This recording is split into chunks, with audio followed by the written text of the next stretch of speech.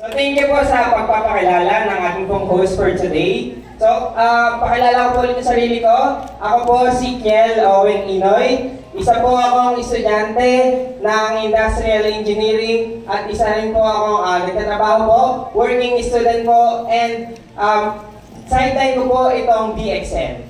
So, bakit nga po ba akong ngayon nandito sa DXN? And kayo rin po, we have our own reasons bakit tayo andito.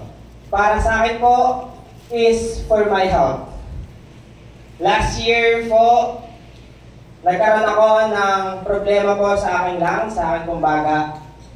Noong una lang po, ito nung ay isang respiratory tract infection na kung saan inubo lang ako, sinisipon, hindi ganun kaganda yung breathing.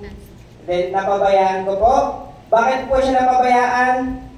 Kasi po, nag-coop up po ako sa isang breakup. Breakup for almost 7 years. And sobrang hirap po para sa side ko makamugan that time. So ang ginawa ko po is nag-coop up ako gamit ang aking work. 10 to 12 hours po akong nagtatrabaho. Then 4 to 6 hours po akong nag-aaral. So yun po yung ginamit kong coop up para po makamove on. Nakamove on naman po ako at masaya ako para doon. Ngunit ang naging problema ay yung aking sakit. Napabayaan ko po at muntik nang maging pulmonary edema or tubig sa baga yung problema ko. So bakit nga po ba hindi siya naging pulmonary edema? Ito na po yung pinakilala sa akin ang produkto ng DXN. Kaya po ako ay nagpapasalamat sa mga taong patuloy na nag-inspire sa akin pong nanay na paggamitin mo na yung anak mo nito, paggamitin mo na yung anak mo nito. And I did a research din po na about dun sa DXN products.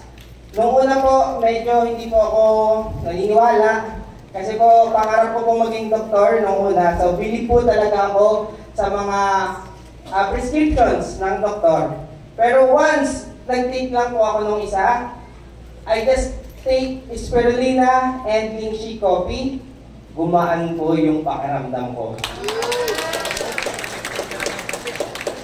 Yung pong pagtatrabaho ko at pag-aaral ko, napagsasabay ko po dahil sa DXN products. And at the same time, meron pa po akong sideline. Kaya po, ako po ay nagpapasalamat dito. So ito po yung mga proofs ng aking po mga medical records sa prescriptions ng doktor. So ito pa po yung, ito po. Yung una pong, sa Atimulan pa po, sa Atimulan Quezon, yung San Nuestra Señora de los Angeles Hospital. Ito dun po yung na-track yung upper respiratory tract infection. Then nagpatuloy na po ako sa Medical City. Dito na po ako nagpa-consult na muntik na po siyang maging pulmonary edema.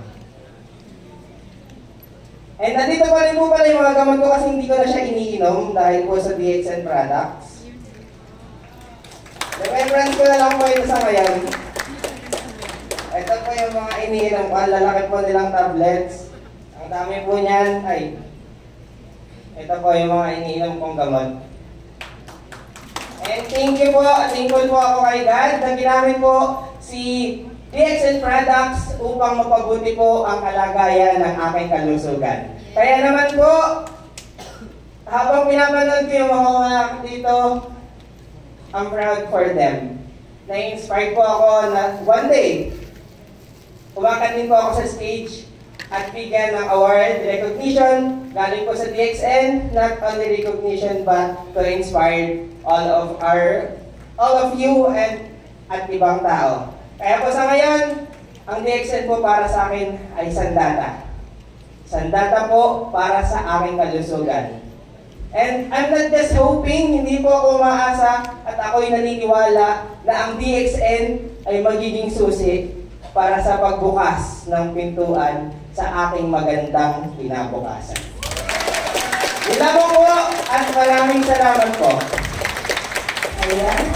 So, nakakatuwa naman.